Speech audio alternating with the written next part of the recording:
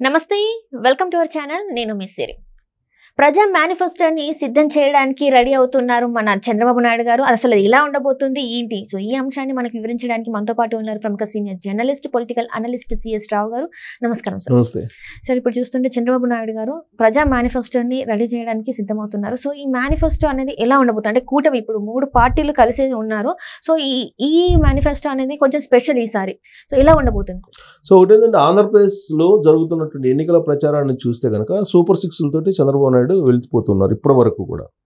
ఇంకొక వైపు జగన్మోహన్ రెడ్డి ఏంటి తను 5 సంవత్సరాల పాటు ఏదైతే నవరత్నాలు అమలు చేశారో దాని గురించి మాత్రమే మాట్లాడుతున్నారు. కానీ 2024 ఎన్నికలకి ఎవరు మేనిఫెస్టో ఏ విధంగా ఉంటుంది అనేది దోబూసులాడుతూ ఉన్నారు. ఎందుకు దోబూసులాడుతూ ఉన్నారంటే చంద్రబాబు నాయుడు ప్రకటించిన తర్వాత ప్రకటించాలని చెప్పి జగన్మోహన్ రెడ్డి అంటే మెరుగ్గా, అలాగే జగన్మోహన్ రెడ్డి ప్రకటించిన తర్వాత మెరుగ్గా ప్రకటించాలని చంద్రబాబు నాయుడు, ఇలా ఒకరికొకరు దోబూసులు ఆడుకోవడంతో పాటు కొన్ని లీక్స్ కూడా ఇస్తున్నారు. ఏం లీక్స్ ఇస్తున్నారు?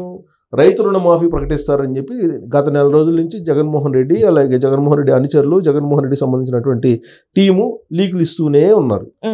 రైతు రుణమాఫీ ప్రకటిస్తారు ఈసారి జగన్మోహన్ రెడ్డి, అలాగే డ్వాక్రా రుణమాఫీ ప్రకటిస్తారు అని చెప్పేసి. కానీ ఆయన ఒకనొక సమయంలో మీటింగ్లో లెక్క చెప్పాడు. ఏం చెప్పాడంటే నేను ఇప్పుడు 70,000 కోట్ల రూపాయల ఇస్తున్నాను, దాదాపు ఇప్పుడు 2.5 లక్షల కోట్ల రూపాయలు నేను బటన్ నొక్కాను, తర్వాత జీతాలు ఎంప్లాయీస్ జీతాలు ఇవన్నీ చూస్తే కనుక రాష్ట్ర బడ్జెట్ సరిపోదు అని చెప్పి చెబుతున్నాడు. అలాంటి సమయంలో చంద్రబాబు నాయుడు సూపర్ 6 ఇస్తానంటున్నాడు. సూపర్ 6 అమలు చేయాలంటే నేను ఇస్తున్నటువంటి దానికన్నా కూడా ఇంకా అదనంగా ఇంకొక 1 లక్ష కోట్లు ఇవ్వాలి, ఎక్కడి నుంచి తీసుకొచ్చిస్తాడు చంద్రబాబు నాయుడు అని చెప్పి ఆయన ప్రశ్నిస్తూ ఉన్నాడు. అంటే ఇప్పుడు ఈ బడ్జెట్ ఈ మేనిఫెస్టోని చూసి ఈ మేనిఫెస్టో కన్నా మెరుగైంది వాళ్ళు ప్రకటించాలనుకుంటే దానికన్నా మెరుగైంది వీళ్ళు ప్రకటించాలనుకుంటున్నారు.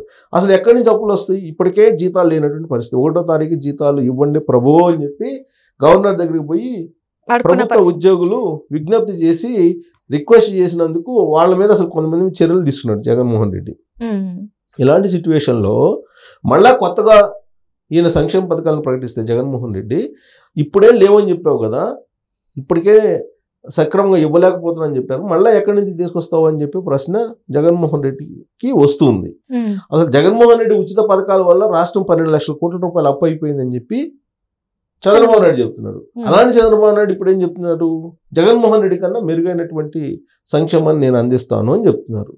కరెక్ట్గా ఈయనకేమొస్తుంది? ఇప్పుడు జగన్మోహన్ రెడ్డి పరిపాలనే శ్రీలంకన్ చేసింది ఆంధ్రప్రదేశ్ అని చెప్పి చెబుతున్నారు కదా, మీరెట్టా సంక్షేమ పథకాలు మెరుగ్గా ఇస్తారు జగన్మోహన్ రెడ్డికి అని చెప్పి ఈయన ప్రశ్నిస్తున్నారు. ప్రశ్నిస్తున్నప్పుడు జగన్మోహన్ రెడ్డి చెప్పేది జగన్మోహన్ రెడ్డి చెప్తున్నాడు, చంద్రబాబు నాయుడు చెప్పేది చంద్రబాబు నాయుడు చెప్తున్నారు. చంద్రబాబు నాయుడు ఏం చెప్తున్నాడు? జగన్మోహన్ రెడ్డి అప్పులు తీసుకొచ్చి పంచుతున్నాడు, నా పద్ధతి అలా కాదు, నేను సంపద సృష్టిస్తాను, సృష్టించిన తర్వాత నేను పంచుతాను అని చెప్పి చెప్తున్నాడు. ఎక్కడ సృష్టిస్తావా అని చెప్పి అడిగితే నేను ఇండస్ట్రీస్ తీసుకొస్తాను, 20 లక్షల ఉద్యోగాలు ఇస్తాను, సెల్ఫ్ సస్టైనబుల్ రాజధాని కడతాను, అక్కడి నుంచి నేను సంపద సృష్టిస్తానని చెప్పి ఆయన క్లారిటీగా చెప్తున్నారు. మరి జగన్మోహన్ రెడ్డి ఏం చెప్పాలి? జగన్మోహన్ రెడ్డి ఎక్కడి నుంచి తీసుకొస్తావా నువ్వు అని అంటే జగన్మోహన్ రెడ్డి ఏం చెప్పట్లా, నేను అప్పులు తీసుకొస్తానని చెప్తున్నారు. మరి సచివాలయాన్ని తాకట్టు పెట్టారు. ఇంకేం తాకట్టు పెడతావు? ఇంకా తాకట్టు పెట్టేది ఏంటంటే రాబోయేటువంటి రోజుల్లో ఆల్రెడీ ఒరిజినల్ డాక్యుమెంట్స్ పబ్లిక్ నుంచి సేకరిస్తున్నారు, పబ్లిక్ డాక్యుమెంట్స్ తీసుకుంటున్నారు. ల్యాండ్స్ సంబంధించి కానీ లేదా ఇళ్లకు సంబంధించినటువంటి కానీ ఒరిజినల్ డాక్యుమెంట్స్ ప్రభుత్వానికి ఇచ్చేయాలని చెప్పి ఆల్రెడీ జగన్మోహన్ రెడ్డి ప్రభుత్వం చెప్పేసింది. ఇప్పుడు రాబోయేటువంటి రోజుల్లో ఆ ఒరిజినల్ డాక్యుమెంట్స్ తీసేసుకొని వీటిని తాకట్టు పెట్టి రాష్ట్ర సంపదగా చెప్పేసి అప్పు తీసుకొని ఈ అప్పుని మళ్ళీ పంచేటువంటి కార్యక్రమం చేసే అవకాశం ఉందనేది ఒకటి. రెండేంటంటే ఈ అప్పుల్లో మేజర్ షేర్ ఏంటంటే ఉచిత విద్యుత్ ఇచ్చినందువల్ల ఎక్కువగా అప్పులు అవుతున్నారు అనేది ఒకటి ఉంది. అందుకే ఉచిత విద్యుత్ ఇవ్వకుండా ఇప్పుడు వ్యవసాయ పంపు సెట్లకి మీటర్లు బిగిస్తున్నారు. రాబోయేటువంటి రోజుల్లో నామినల్ ఛార్జెస్ అంటూ కొన్ని అప్లై చేసేటువంటి అవకాశం ఉంది. దాని నుంచి కొంత రెవెన్యూ రాబట్టే ప్రయత్నం జగన్మోహన్ రెడ్డి చేస్తున్నారు. అంటే ట్యాక్సులు వేయటం ద్వారా రాబడి పెంచుకొని తద్వారా సంక్షేమ పథకాలు అమలు చేయాలనేది జగన్మోహన్ రెడ్డి యొక్క ఆలోచనగా కనిపిస్తూ ఉంది. చంద్రబాబు నాయుడు ఆలోచన ఏంటి? ఆయన ఉద్యోగాలు కల్పించి ఇండస్ట్రీస్ని తీసుకొచ్చి పెట్టుబడులను ఆకర్షించి సెల్ఫ్ సస్టైనబుల్ రాజధాని నిర్మించడం ద్వారా సంపదను సృష్టించి నేను పంచుతానని ఆయన చెప్తున్నారు. సో వీళ్ళిద్దరు చెప్పే దాంట్లో వేరియేషన్ అది. సో ఇప్పుడున్నటువంటి పరిస్థితుల్లో అసలు ప్రజలకు ఏం కావాలి అనేది మెరుగైనటువంటి మేనిఫెస్టో తయారు చేయాలని చెప్పి చంద్రబాబు నాయుడు ఒక నిర్ణయం తీసుకున్నాడు.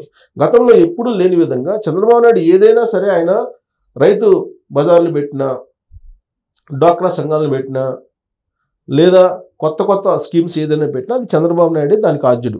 చంద్రబాబు నాయుడే పెడతారు. డ్వాక్రా సంఘాలను పెట్టింది చంద్రబాబు నాయుడు, స్వయం సహాయక బృందాలను పెట్టింది ఆయనే. ఆ తర్వాత అవి పెరుగుకుంటూ వచ్చాయి డ్వాక్రా సంఘాలు. ఆ తర్వాత ఆయన రైతు బజార్లు పెట్టాడు ఒకనొక మూమెంట్లో. ఎందుకు బహిరంగ మార్కెట్లో ధరలు పెరిగిపోతున్నాయని చెప్పి రైతు బజార్లు పెట్టి రైతులే డైరెక్ట్గా వచ్చి అక్కడికి తన పంటని అమ్ముకునేటువంటి వెసులుబాటుని కల్పించారు ఆయన. సో అలాగే ఇప్పుడు మేనిఫెస్టోలో ఎలాంటి అంశాలను ఇప్పుడు పెట్టాలి అనేది ప్రజా మేనిఫెస్టోని తయారు చేయాలనేది చంద్రబాబు నాయుడు యొక్క ఆలోచన. అందుకే ఆయన ఏం చేశారంటే ప్రజల నుంచే వాళ్ళ డిమాండ్స్ని, వాళ్ళ ఆలోచనల్ని ఆహ్వానిస్తూ ఉన్నారు. ఆహ్వానిస్తూ ఒక ఫోన్ నెంబర్ కూడా ఇచ్చారు, వాట్సాప్ ఫోన్ నెంబర్ కూడా ఇచ్చారు. ఈ వాట్సాప్ ఫోన్ నెంబర్ ఎంత అంటే 8349930393. ఈ నెంబర్ ఇచ్చారు. ఇంకోసారి నేను చెప్తున్నాను, చంద్రబాబు నాయుడు ఒక వాట్సాప్ నెంబర్ ఇచ్చారు. ఈ వాట్సాప్ నెంబర్కి మీరు సూచనలు చేయొచ్చు.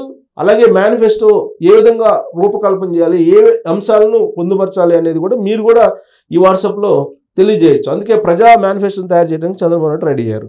ఆ నంబర్ ఏంటంటే ఇంకోసారి నేను చెప్తున్నా, 8341130393. 8341130393 ఈ నంబరు. ఇది వాట్సాప్ నెంబర్. ఈ వాట్సాప్ నెంబర్ బహిరంగంగానే ప్రకటించారు.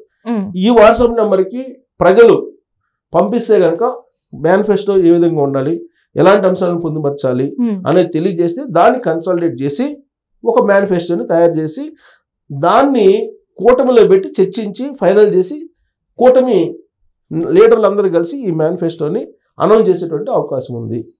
సో కాబట్టి ఈ వాట్సాప్ నెంబర్కి తెలియజేయచ్చు. అందుకే వినూత్నమైనటువంటి ఆలోచన చంద్రబాబు నాయుడు చేశారు ఈసారి. అంటే ఏదున్నా కూడా ప్రజల నుంచి తీసుకోవాలి, వాళ్ళ అవసరాలని బట్టి ఈసారి మేనిఫెస్టో ఉంటుందని అనుకోవచ్చు సార్. ప్రజా మేనిఫెస్టోని తయారు చేస్తున్నాడు చంద్రబాబు నాయుడు. ఆ ప్రజా మేనిఫెస్టో ఏంటంటే ప్రజలకు ఏవైతే కావాలో వాటిని ఫిల్ఫిల్ చేసేలాగా దాన్ని రూపొందించడం. ఇది ఒక ఎత్తు. చంద్రబాబు నాయుడు చేసినటువంటి అతి కొత్త ప్రయత్నం ఇది, అత్యంత కొత్త ప్రయత్నం ఇది. నాకు తెలిసినంత వరకు రాజకీయ పార్టీలు ఎప్పుడు కూడా ఈ విధంగా ప్రజా మేనిఫెస్టోని తయారు చేసిన ప్రయత్నం పెద్దగా చేయలేదు. ఒకళ్ళిద్దరు చేసినప్పటికీ ఓపెన్గా నెంబర్ ఇచ్చేసి వాట్సాప్ నెంబర్ దాని ద్వారా ఇవ్వమని చెప్పి ఎవరు అడగలేదు. బహిరంగ నెంబర్ కూడా ప్రకటించారు చంద్రబాబు నాయుడు. ప్రజా మేనిఫెస్టోని తయారు చేయబోతుంది కూటమి.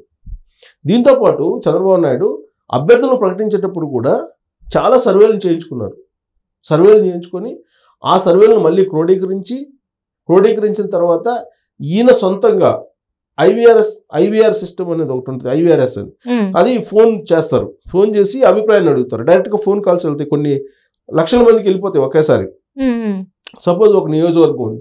ఆ నియోజకవర్గంలో మీకు X పర్సన్ ఇష్టమా, Y పర్సన్ ఇష్టమా, Z పర్సన్ ఇష్టమా, ఈ ముగ్గురులో ఎవరైతే బాగుంటుంది అనేది IVRS ద్వారా ఇప్పుడు మనకి డైరెక్ట్గా మనకి బ్యాంకుల నుంచో లేకపోతే వస్తాయి ఫోన్ కాల్స్.